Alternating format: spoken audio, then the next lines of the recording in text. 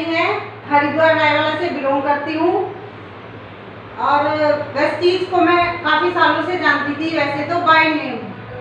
इसके बारे में अच्छी जानकारी मुझे नहीं थी, जो आज मैं सीख रही हूँ, सुना है, जो मैंने सीखने की कोशिश की है। अब 2-4 महीनों से मैंने इसे सीखने की कोशिश की है और पूरी जानकारी मैं इस बिजनेस के बारे में लेना चाहती हूँ और सीखना चाहती हूँ और लोगों को सिखाना भी चाहती हूँ।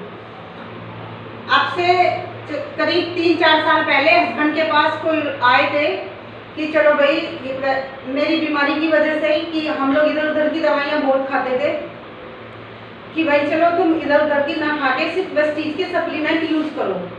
हमने वेस्टीज के सप्लीमेंट यूज़ किए, हमें रिजल्ट अच्छा आया, हमें अच्छे लगे, प्रोडक्ट सारे यूज़ करने शुरू कर दिए घर में भी, राइस ब्रान चाय वगैरह सब कुछ घर में यूज़ करना शुरू कर दिया।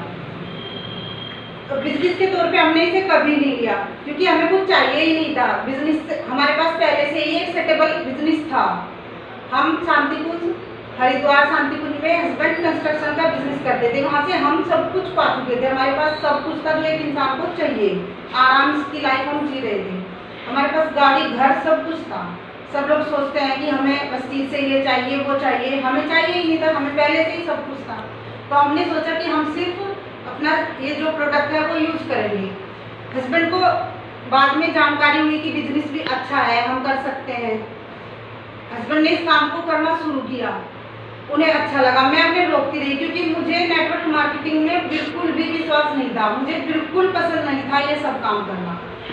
पर वो सोचते थे कि मैं फील्ड में तो फिर भी रहता हूँ। अब अगर बता दूंगा 2-4 लोगों को, 10 लोगों को, उन लोगों ने भी प्रोडक्ट यूज़ किया, मेरे घर में भी कुछ आने लगा, उनके घर में भी कुछ आने लगा, तो कोई बुरी बात तो है नहीं।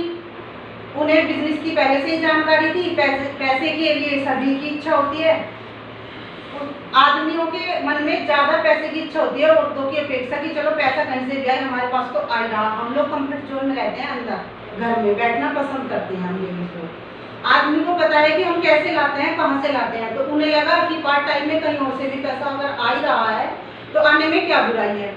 उन्होंने समझा, अच्छे से इस बिजनेस को करना शुरू किया। पे आउट भी आते थे, वो मुझे दिखाते थे, पर मेरे लिए वो कोई मायने नहीं रखते थे, क्योंकि उससे पहले भी हम कई लाखों की इनकम हमारी आती ही थी पहले से ही। मैं उनमें ज़्यादा विश्वास नहीं करती थी कि आ रहा है 10, 5,000, 20,000, मुझे कोई फर्क नहीं पड़ता। पर फिर धीरे धीरे टाइम आता है, फिर पता नहीं ऐसे ही लॉकडाउन जो हुआ ये, इसमें मेरे मन में भी बहुत बुरा असर हुआ, हमारे बिजनेस पे भी बहुत बड़ा असर हुआ। पूरी अर्थव्यवस्था चरमरा गई, पूरे देश की, विश्व की अर्थव्यवस्था के साथ साथ हमारी भी अर्थव्यवस्था चरमराई। आप सबको ही पता है, बहुत ही दुखद स्थिति आज के टाइम में लोगों के सामने आई है कि हम क्या करें क्या ना करें। पर हस्बैंड तो मेरी बात कभी सुनते ही नहीं थे, वो तो लगे हुए थे इधर। उन्होंने तो यहाँ एक बहुत अच्छा अपना एक खड़ा कर दिया था बिजनेस धीरे धीरे।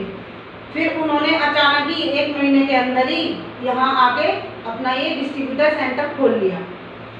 मेरे भी धीरे धीरे दिमाग में आया, लोगों को देखा कि हाँ भाई लोग अचीव तो कर रहे हैं, 1-2 सेमिनार अटेंड किए, वहाँ पे अच्छा लगा। फिर मेरे भी मन में आया कि हाँ चलो करते हैं। अब मुझे ये इतना अच्छा लग रहा है, मैं सेंटर पे भी बैठती हूँ, मैं मीटिंग्स भी सुनती हूँ और बहुत ज़्यादा से ज़्यादा जानने की कोशिश कर रही हूँ, और लोगों को जो कुछ खुद सीखूंगी वो सब सिखाने की कोशिश भी करूँगी। Thank you, wish you well.